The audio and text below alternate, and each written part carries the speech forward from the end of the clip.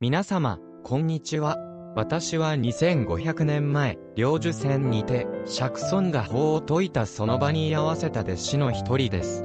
本日は、妙法蓮華経俗類本第22をお届けいたします。この章は、前回の如来、人力本第21のシーンに続き、釈迦牟尼仏が、未来に生きる私たちのために、尊き法を確かに託される、深い慈悲と信頼に満ちた場面が描かれます。この俗類本第22は、妙法蓮華経の中でも一番短い章ではありますが、その短い中に、この教えが確実に後世へと受け継がれていくことへの揺るぎない決意と真摯な祈りが込められています。その現れとして、上行菩薩をはじめとする大地から湧き出た無数の菩薩摩訶薩に対し、釈迦牟尼仏は法を広めるよう示され、心を一つに誓いを立てるという俗類本は、私たちが信玄を増すことができる深く重要な教えとなっております。どうぞ最後までお付き合いください。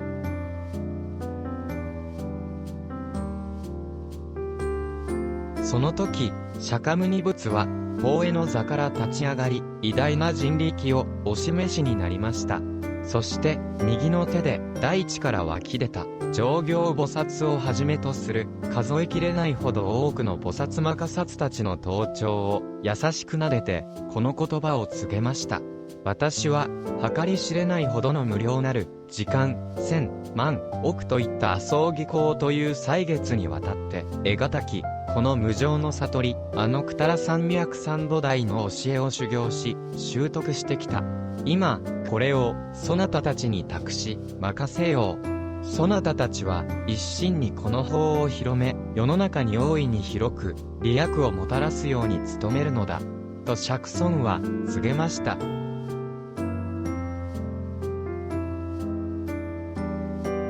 このようにして、釈迦牟尼仏は、三度にわたり、多くの偉大なる、菩薩摩訶薩の頭頂を、その手で撫でられ、この言葉を告げました。私は、無量なる百、千、万、億といった阿僧祇光という、果てしなく長い歳月にわたり、この得難き無常の悟り、九多羅山脈三度台の法を修行し、身につけてきた。今、この法を、そなたたちに託すのだ。そなたたちは、一心にこの教えを受け持ち、読み、唱え、広くこの法を説き示して、あらゆる衆生が、この教えを聞き知ることができるようにするのだ。なぜなら、如来は、大いなる慈悲の心を持っており、惜しむ心や、出し惜しみをするような心は、一切なく、また恐れることもなく、自在にあらゆる人々に、仏の知恵、如来の知恵、自然に備わる知恵を与える存在であるからなのだ。如来は、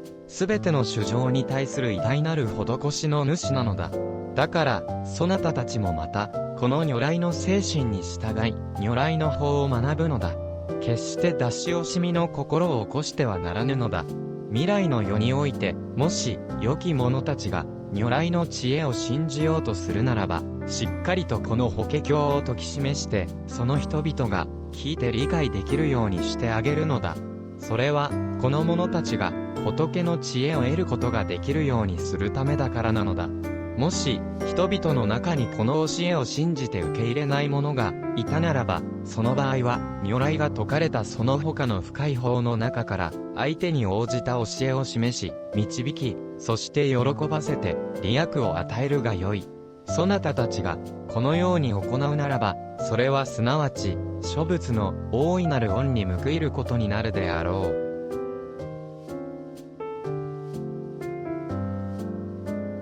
その時、大地から湧き出た多くの菩薩摩訶薩たちは、釈迦牟尼仏が、このようにお説きになった言葉を聞き終えて、皆、非常に大きな歓喜に満たされました。その喜びは、全身にあふれ、一層深い敬意を持って、身をかがめ、頭を垂れ、合掌して、釈迦牟尼仏に向かい立て祭り、一斉に口を揃えて声を上げて申し上げました。世尊の仰せのままに、私たちは、余すところなく忠実に行ってまいります。まさにその通りでございます。世尊よ、どうかご心配なさらぬように。と、偉大なる、菩薩摩訶薩たちは、釈迦牟尼仏に対し、深い敬意とともに、忠実なる誓いを捧げたのでした。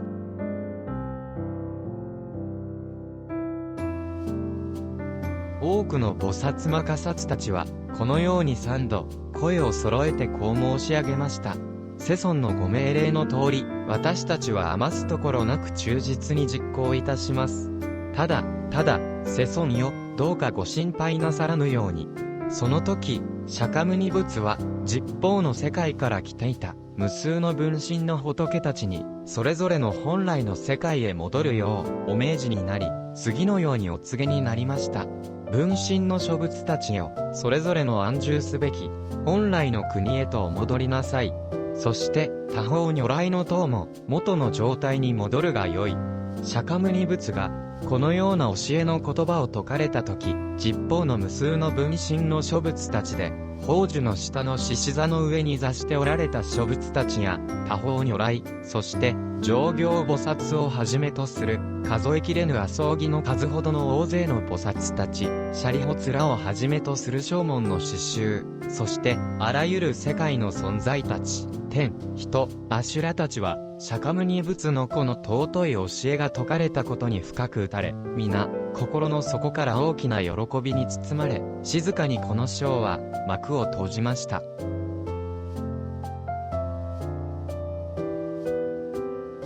いかがだったでしょうか。本日の妙法蓮華経俗類本第22では、釈尊は釈迦牟尼仏として今を生きる私たちの未来に向けて尊い教えを確かに託された場面が描かれました。それは単なる法の伝達ではなく、深い慈しみと信頼に満ちた仏からの贈り物とも言える瞬間でもありました。大地から湧き出た上行菩薩をはじめとする無数の菩薩摩诃薩たちに釈迦牟尼仏は手をかざし、静かにかつ力強くこの法を広めよと伝えられました。それに応えて菩薩摩诃薩たちは3度にわたってまで声を合わせ、世尊の仰せのまま必ずや行じて参りますと強く心からの誓いを立てました。私たちが生きる現代において確かに2500年前の釈尊の時代と違い、言葉も大きく異なり、経典に記された仏語を正確に理解することは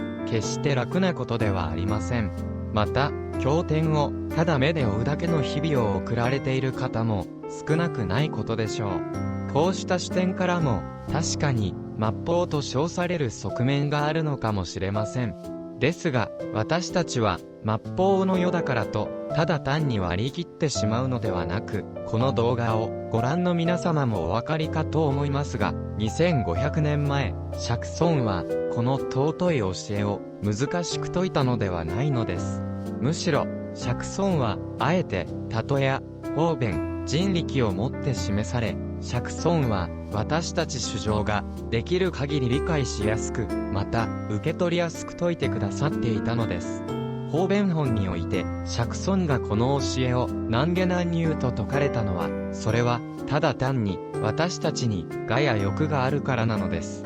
本来釈尊が説いた尊き法華経は難しいものではないのです。ただ私たちが心で受け取り、ただ信じることができれば、この教えはとてもシンプルで分かりやすい教えなのです。だからこそ私たちは釈尊のこの大いなる温かな思いと願いを私たちの我や欲、また私たちの宗教観といった小さなこだわりを捨てて純粋な心でしっかりと受け取らせていただき、この尊き妙法蓮華経を共に味わい、このチャンネルを通じて多くの皆様方と共に純粋なる仏道を歩むきっかけにつながればと願っております。この妙法蓮華経はとてもシンプルな教えでございます。すべての人が仏となることができるという教え、これが妙法蓮華経の核心であり、これが一仏上という妙法蓮華経の真理なのであります。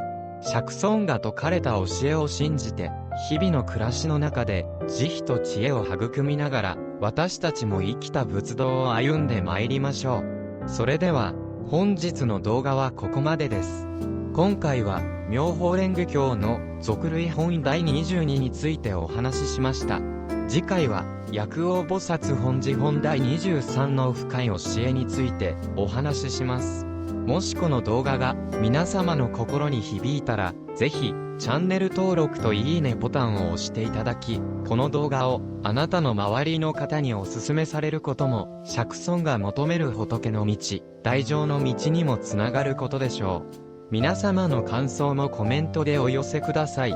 次回も、釈尊の教えをわかりやすくお伝えします。それでは、またお会いしましょう。南無妙法蓮華経。